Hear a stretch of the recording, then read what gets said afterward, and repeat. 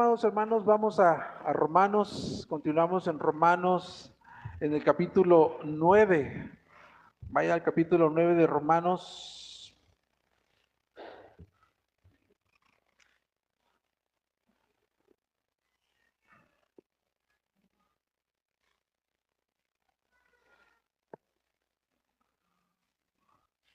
Llegar ahí.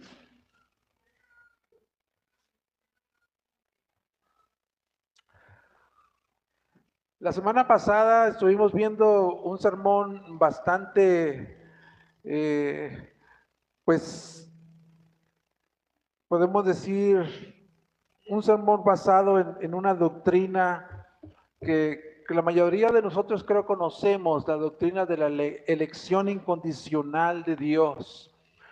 Quizás para algunos no suene un tema que ya es entendido plenamente en la mente de los que podamos estar aquí, pero la semana pasada precisamente vimos un sermón enfocado en eso, en la elección incondicional o la elección soberana de Dios para salvación. El sermón de hoy también está enfocado precisamente a esa doctrina de la elección. Y para recordar, traer remembranza lo que vimos la semana pasada estuvimos viendo que a pesar de la incredulidad en la mayoría del pueblo de Israel, la promesa de Dios no ha fallado, como Pablo mencionó en el capítulo 9, versículo 6. Él dice, pero no es que la palabra de Dios haya fallado, porque no todos los descendientes de Israel son Israel, ni todos son hijos por ser descendientes de Abraham, sino que por Isaac será llamada tu descendencia. A pesar de esta incredulidad casi nacional de todo el pueblo de Israel hacia la promesa de Dios no ha fallado. La palabra de Dios no ha fallado, porque Pablo menciona que no todos los descendientes de Israel son Israel.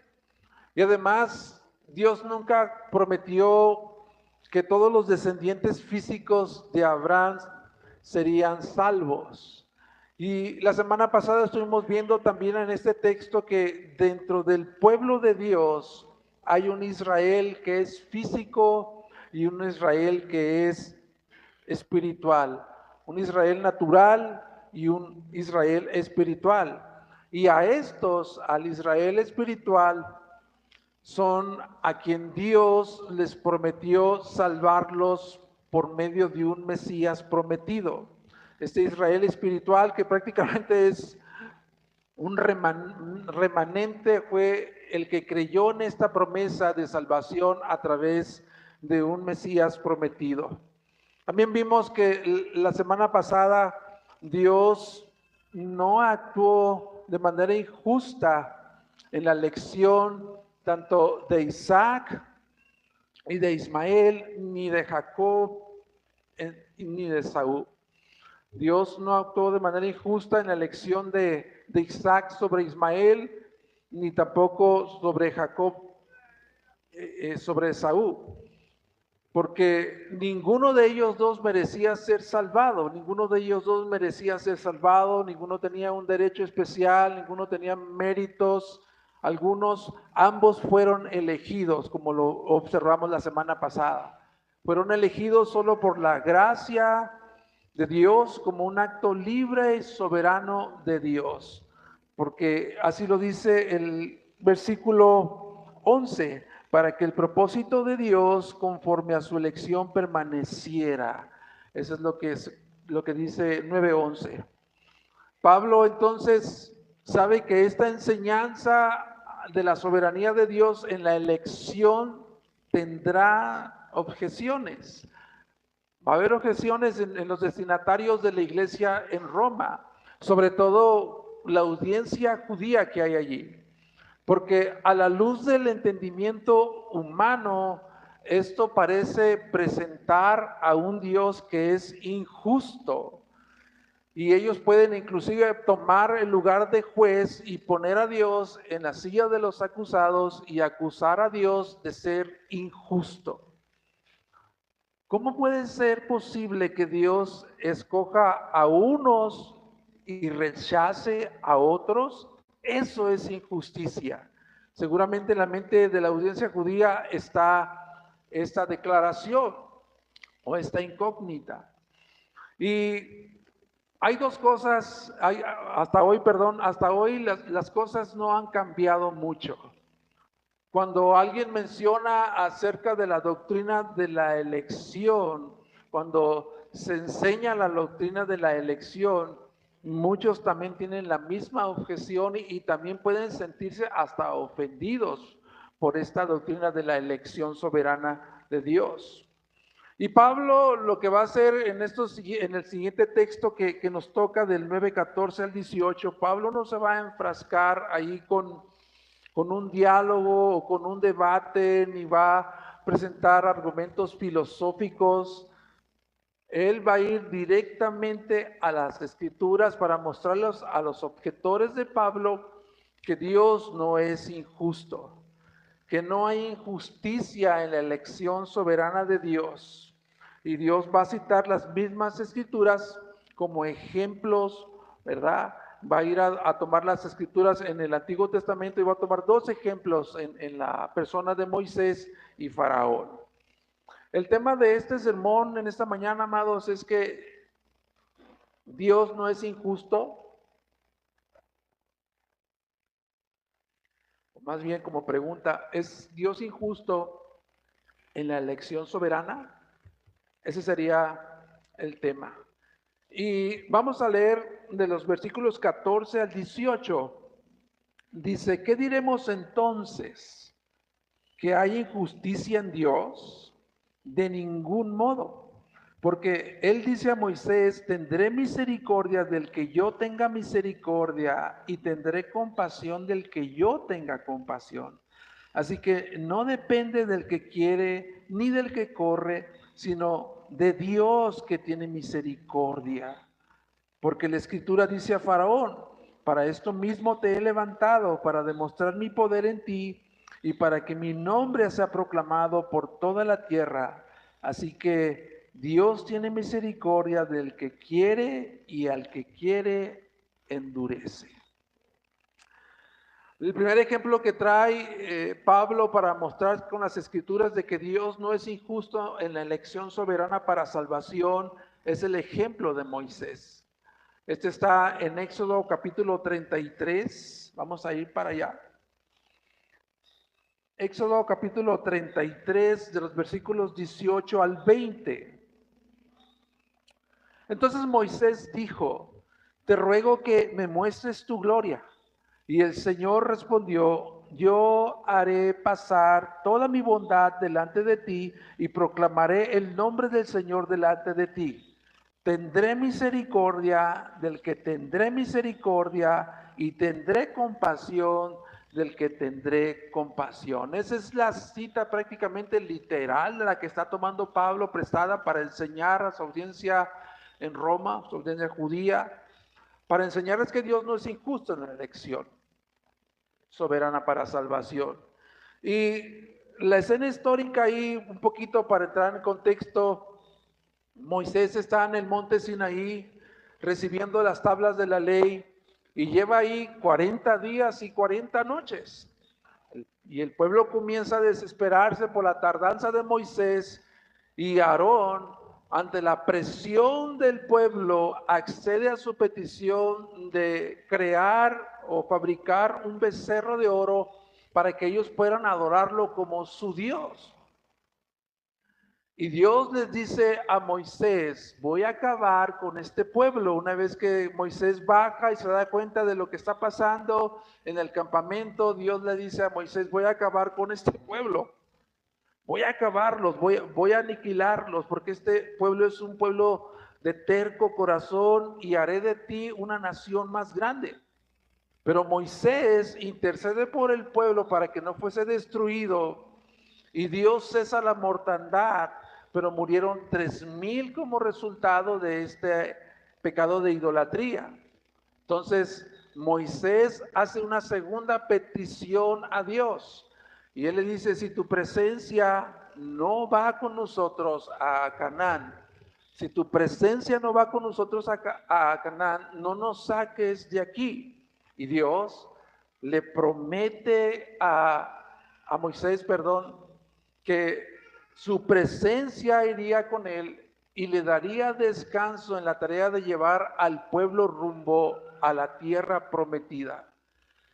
Y es ahí cuando Moisés, alentado por los tratos de gracia de Dios, respondiendo sus peticiones, Moisés tiene la osadía de pedirle a Dios lo siguiente: te ruego que me muestres tu gloria. Este Moisés que ha visto la manifestación visible del poder de Dios mediante las señales y prodigios en las plagas, el mar rojo abriéndose, Moisés va un paso más allá y desea ver a Dios cara a cara, que es prácticamente lo que él está pidiéndole. Muéstrame tu gloria, quiero verte cara a cara. Y Dios le dice a Moisés, te daré una revelación mucho más profunda de mi gloria. Y eso está en el versículo 19. Yo haré pasar toda mi bondad delante de ti y proclamaré el nombre del Señor delante de ti. Tendré misericordia del que tendré misericordia y tendré compasión del que tendré compasión. Dios reveló a Moisés un aspecto de su carácter y de su naturaleza. Haz de cuenta que Dios le está diciendo, mi gloria es que yo soy libre y soberano en conceder misericordia y compasión a quien yo quiera. Ese es un aspecto de mi gloria, ese es un aspecto de mi naturaleza, de mi carácter. Porque lo que acaba de ocurrir en la cena anterior, Dios pudo haber destruido a todo el pueblo, a todo el campamento por esta actitud idolátrica. Dios lo pudo hacer. Dios pudo destruir todo el pueblo, pero solamente Dios permitió que murieran 3,000 y decidió guiar al resto del pueblo a la tierra prometida porque Él decidió tener misericordia y compasión. Este es el texto que Pablo está usando para mostrarle a su audiencia judía en Roma de que no hay absolutamente ninguna injusticia en la elección de Dios para salvación. ¿Te das cuenta que ni Pablo, ni Calvino, ni los reformadores se levantaron o se inventaron una nueva doctrina? Porque desde Génesis ya, muy temprano, desde Génesis Dios ha revelado que Él es soberano en la elección de pecadores para salvación. Desde el Génesis Dios ya estaba mostrando cómo Él ha obrado y cómo continúa obrando hasta el día de hoy. Y lo que voy a decir, hermanos, no quiero sonar irrespetuoso con lo que voy a decir, pero en la mayoría de los contextos evangélicos se enseña que Dios te salvó antes de la fundación del mundo porque Él vio en el corredor del tiempo y Él vio que ibas a creer en el Evangelio y por eso Dios te eligió.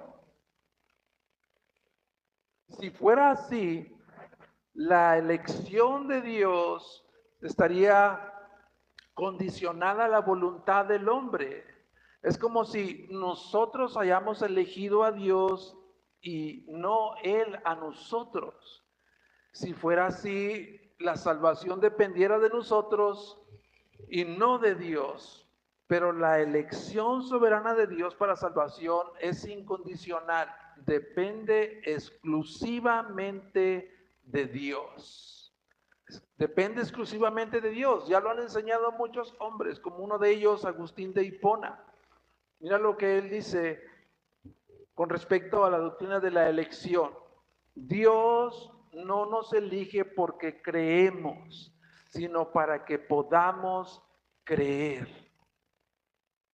La Biblia dice entonces, amados, de manera categórica que no depende del que quiere ni del que corre, sino del que Dios tiene misericordia. Porque Dios no le debe misericordia a nadie. Su misericordia no se merece ni se gana, sino su misericordia simplemente se recibe como un regalo de gracia. No es del que quiere, no es del que corre, sino del que Dios tiene misericordia. Eso nos dice que la salvación no tiene nada que ver con las obras humanas. No tiene nada que ver con las obras humanas, méritos humanos, el esfuerzo, la diligencia del hombre, porque el hombre no es capaz ni de querer ni de correr. Porque ya lo vimos en Romanos capítulo 3, no hay ningún solo hombre que sea justo. No hay quien entienda, no hay quien busque a Dios, todos se han desviado, todos se hicieron inútiles, no hay ni siquiera uno. ¿Te das cuenta entonces que no hay nadie que quiera a Dios? No hay ni siquiera uno que pueda correr a Dios, a menos que Dios lo elija para hacerlo objeto de su misericordia, le conceda el don de su gracia para que entonces sea movido a querer y correr desesperadamente hacia Dios en busca de su redención. Checa también lo que dice Charles Spurgeon con respecto a la doctrina de la elección, y por ahí van a estar apareciendo esas citas en pantalla. Checa lo que dice Charles Spurgeon. Creo en la doctrina de la elección porque estoy seguro de que si Dios no me hubiera escogido a mí, yo no lo habría escogido a Él. Y seguro estoy también de que Él me escogió antes de que yo naciera. De no haber sido así, Él nunca me habría escogido después. Pablo está tratando de llevar a sus destinatarios en la iglesia en Roma a hacerse esta pregunta, con lo que ya he expuesto hasta ahorita con la cita de Éxodo. Él quiere que su audiencia en Roma de alguna manera pueda hacerse esta pregunta: ¿en verdad quieres que Dios sea justo?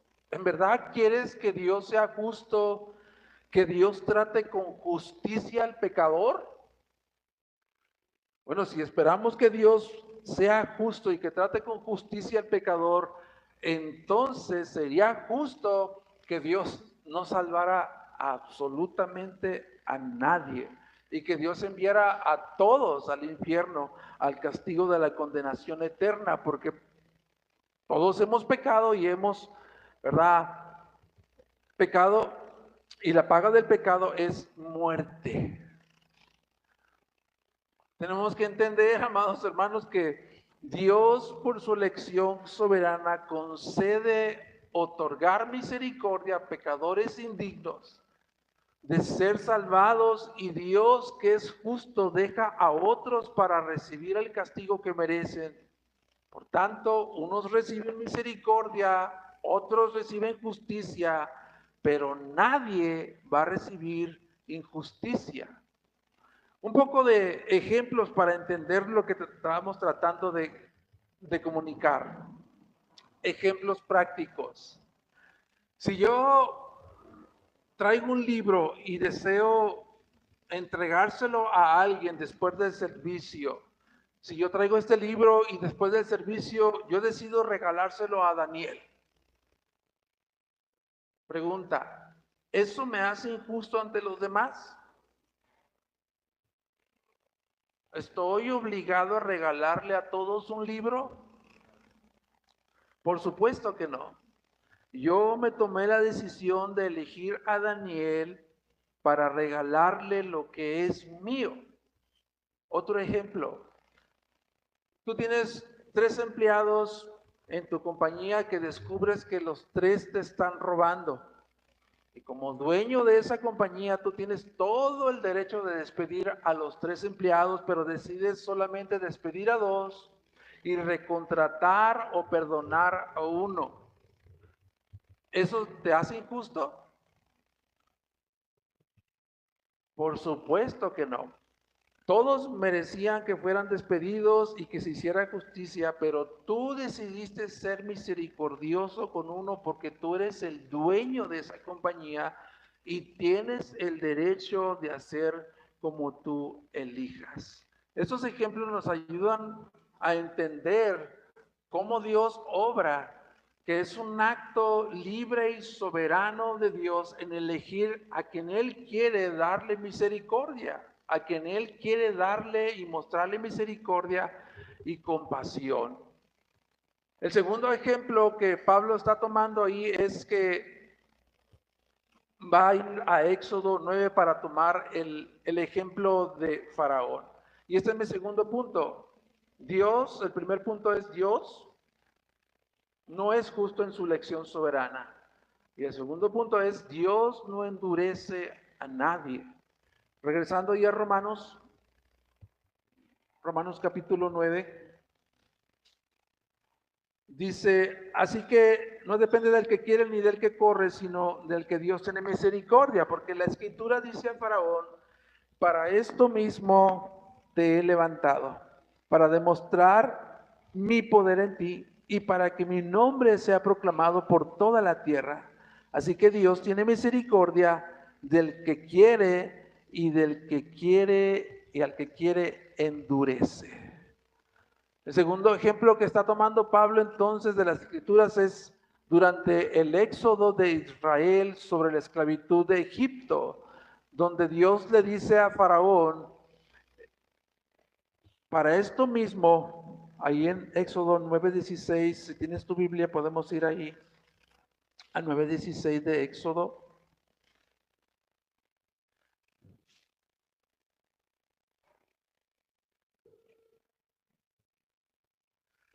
Pero en verdad, por esta razón te he permitido permanecer para mostrar mi poder y para proclamar mi nombre por toda la tierra. Para esto mismo te he levantado, dice la Reina Valera, para que mi nombre sea proclamado en toda la tierra. Y de nuevo entrando un poquito a la escena histórica, en ese entonces ya habían pasado 7 plagas. Y Faraón continúa resistiéndose. En el versículo 15 dice, del 9:15 de Éxodo, porque si yo hubiera extendido mi mano y te hubiera herido a ti y a todo tu pueblo con pestilencia, ya habría sido cortado de la tierra. Si Dios hubiera querido, hermanos, matar a Faraón, lo hubiera hecho en la primera plaga y destruir a todo Egipto, pero no lo hizo. Dios tenía un propósito. ¿Cuál era ese propósito? Dios levantó a Faraón y lo colocó en ese trono con el propósito de que el éxodo, la salida de Israel sobre la esclavitud de Egipto, sirviera para que Dios mostrase un despliegue de su poder y demostrar que Dios es un Dios invencible y que no existe poder humano capaz de detener los propósitos de Dios. Y que no solamente pudiese ser este despliegue de su poder, sino que también esta noticia gloriosa de que Dios había vencido contundentemente a Faraón, esta noticia también se proclamara la grandeza y el poder del nombre de Dios sobre todos los rincones de la tierra. Así que Dios tiene misericordia del que Él quiere y al que quiere endurece. Al que quiere endurece. Si tú lees la narración histórica de la salida de las plagas, perdón, si tú ves la narración histórica de las plagas, vas a encontrarte con una infinidad de versículos que hablan acerca de que Faraón endureció su corazón. Pero vas a encontrarte también textos que dicen que Dios endureció el corazón de Faraón. Y eso puede traer quizás alguna confusión, que no podamos entender plenamente lo que trata de comunicar el autor inspirado cuando dice que Dios endureció el corazón de Faraón. Dios no, Dios no endureció el corazón de Faraón. Cuando Moisés y Aarón se presentaron de manera pacífica a decirle a Faraón, deja ir a mi pueblo para que me sirva antes de las plagas, Faraón contestó, ¿quién es el Señor? ¿Quién es el Señor para que yo escuche su voz y deje ir a Israel? Yo no conozco a ese Señor. Además, no voy a dejar ir a Israel. 5:2 de Éxodo. Después de ese encuentro en el que ellos, Moisés y Aarón, se acercaron de manera pacífica solicitando que soltara a ese pueblo, Faraón responde con el pueblo tratándolos aún con tareas aún más pesadas. Él aumentó estas tareas pesadas sobre el pueblo de Dios. Y si lees el libro de Éxodo, entonces vas a encontrarte que a cada una de estas demandas de Dios, en la primera plaga, en la segunda plaga, tercera, cuarta, quinta, hasta la 10ª plaga, cada una de estas demandas de Dios para que Faraón dejase a libertad de su pueblo, Faraón endureció su corazón. Y hay muchas citas. Pero ¿cómo está entonces o cómo se interpreta el texto que dice que Dios endureció el corazón de Faraón? Pues tú y yo sabemos, hermanos, que ninguna persona que no ha sido redimida tiene un corazón endurecido, que tiene un corazón de piedra endurecido, hostil y rebelde hacia Dios. Faraón no era una buena persona. Faraón no era una buena persona, no era un buen hombre que tenía un corazón bueno y que Dios convirtió en un hombre malo con un corazón endurecido. No fue así. No fue así. Cuando el Éxodo, cuando lees estas plagas, cuando es el contexto de estas plagas y el Éxodo dice que Dios endureció el corazón de Faraón, da a entender que Dios decidió abandonar a Faraón para que siguiera en la obstinación y rebeldía de su corazón endurecido. Y eso nos recuerda lo que Pablo ya ha dicho en Romanos en el capítulo 1, Romanos 1, 24, 26 y 28. ¿Recuerdas lo que dijo Pablo en ese entonces? Que como estos hombres no tuvieron a bien tomar en cuenta reconocer a Dios, Dios los entregó, Dios los entregó, Dios los entregó. Es la misma situación con Faraón. Porque cuando los hombres en su rebeldía le dan la espalda a Dios y resisten en su obstinado y terco corazón abandonar a Dios, Dios los abandona también a ellos y los entrega sin freno a su rebelión, a la obstinación de su corazón endurecido que los va a llevar a condenación. Eso es lo que está tratando de comunicar el Éxodo cuando dice que Dios endureció el corazón de Faraón. Simplemente le soltó el freno y lo dejó ir al curso en el que él quería seguir. Entonces, ¿qué podemos decir a esto, amados? Dios no endurece a nadie. Dios tiene misericordia de quien Él quiere, pero también dice que Dios hace endurecer el corazón de quien Él quiere.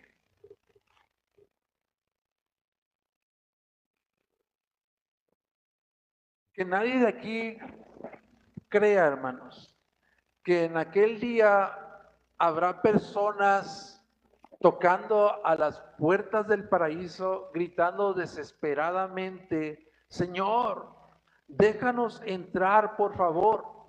y que Dios les vaya a contestar, no puedes entrar porque no fuiste elegido. No va a ocurrir eso. Porque la misma Biblia dice que las puertas de la salvación están abiertas de par en par y nadie que venga a Dios será rechazado. Jesucristo mismo lo dijo. Él dijo, ninguno que venga a mí será echado fuera. Los que se pierden no es porque Dios los haya predestinado al infierno. Porque en ninguna parte de la Biblia afirma que Dios predestina personas al infierno. La Biblia sí afirma que Dios predestina para salvación, pero en ninguna parte de la Escritura vamos a encontrar que Dios predestina a personas al infierno. Los que se van a ese lugar de tormento es porque han rechazado el mensaje de la salvación por gracia. Entonces, podemos concluir, amados hermanos, que la doctrina de la elección soberana de Dios nos muestra que unos son elegidos por gracia para recibir misericordia y el resto reciben justicia, pero nadie recibe injusticia. Esa es una cita de Arcis Prol. ¿Qué diremos a esto? ¿Hay injusticia en Dios? En ninguna manera hay injusticia en Dios. Dios no es injusto. Dios no es injusto porque Él no está obligado a salvar a nadie, porque nadie era digno de ser salvado. El que nosotros, o quizás estos objetores imaginarios de Pablo en la iglesia en Roma, quizás estén pensando en su infinito y limitado conocimiento, no logran entender por qué Dios escoge salvar a unos y a otros. Eso no lo hace injusto. Yo no lo entiendo. Yo no te lo puedo explicar. Yo no te puedo decir por qué Dios escoge a unos, salvar a unos y a otros no. Yo no te puedo explicar eso. Pero lo que sí podemos entender que eso no hace a Dios injusto. Lo que sí podemos entender es que la doctrina de la elección no es injusticia, es misericordia. La doctrina de la elección no es injusticia, es misericordia. Porque Dios no nos da lo que justamente merecemos. La doctrina de la elección es gracia, porque Dios nos da lo contrario a lo que merecemos. Merecemos la condenación y Dios nos da la salvación por gracia. Concluyendo, querido amigo que estás aquí, si hay alguien aquí sin Cristo, si hay alguien aquí que no ha conocido a Cristo como suficiente Salvador, quizás después de haber escuchado esto sobre la doctrina de la elección, quizás estás pensando si eres elegido para salvación o no. Pero lo que importa aquí y ahora es que Dios quiere extenderte misericordia. Dios quiere tener misericordia y compasión de ti. Dios te está llamando al arrepentimiento de tus pecados y a poner tu fe en la persona y en la obra de Cristo en la cruz. Él quiere concederte el regalo de salvación y vida eterna, porque Dios es bueno. Y mi consejo es que no te vayas de aquí sin Cristo, que aceptes a Cristo, que recibas a Cristo como tu suficiente Salvador y Señor. Y para los que estamos en Cristo, después de haber escuchado de que no hay injusticia en la elección soberana de Dios, que es un acto libre y soberano de Él, que no había nada en nosotros, ni méritos, ni obras, absolutamente nada para ser salvados. Mi pregunta es, con esto queremos llegar a la conclusión. ¿Cómo podemos responder a Dios por su elección soberana para mostrarnos misericordia y compasión? ¿Cómo podemos responder a Dios, amados, con esta elección soberana de su decisión de mostrarnos misericordia y compasión. Dios eligió escogerte por su gracia. Él quiso elegirte por su gracia. Él te eligió para que fueses el objeto de su amor y su misericordia. Cuando estábamos perdidos en nuestros pecados, a Él le plació darte vista, a ti que eras ciego. Abrió tus ojos. A Él le plació darte libertad de la cautividad y la opresión del pecado. A Él le plació darte a conocer su amor a través de clavar a su Hijo Jesucristo en una cruz para comprarte a precio de su sangre y así pudieses ser perdonado y justificado por tus pecados. A Él les plació escogerte por el puro afecto de su voluntad para que seas alabanza de su gloria. ¿Cómo podemos entonces, amados hermanos, responder a Dios por su elección soberana para mostrarnos misericordia y compasión? Quiero cerrar con una cita en 2 de Tesalonicenses 2, 13 y 14. Esto es lo que debemos de hacer. Esto es lo que Pablo nos anima a hacer.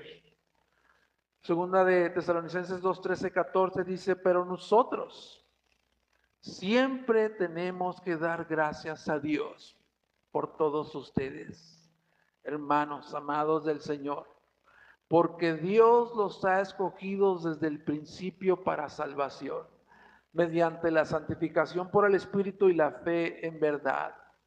Fue para esto que los llamó mediante nuestro Evangelio, para que alcancen la gloria de nuestro Señor Jesucristo. ¿Cómo debemos responder entonces? La misma Escritura nos alienta, nos anima a que siempre tenemos que dar gracias a Dios por habernos escogido desde el principio para salvación.